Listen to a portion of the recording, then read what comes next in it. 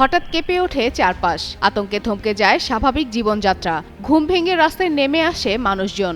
এক শক্তিশালী ভূমিকম্প দক্ষিণ ও মধ্য মেক্সিকোকে প্রবলভাবে নাড়িয়ে দিয়েছে। শুক্রবার স্থানীয় সময় সকালে 6.5 মাত্রার এই ভূমিকম্পের উপকেন্দ্র ছিল গুয়েরেরো রাজ্যের সান মার্কোস এলাকার কাছে, জনপ্রিয় পর্যটন শহর আকাপুলকোর অদূরে। কম্পনের প্রভাব পড়ে রাজধানী মেক্সিকো সিটিতেও, যা প্রায় 400 কিলোমিটার দূরে অবস্থিত। ভূমিকম্পের ফলে অন্তত 2 জনের মৃত্যুর খবর পাওয়া যায় এবং আহত হয়েছেন আরও অনেকে।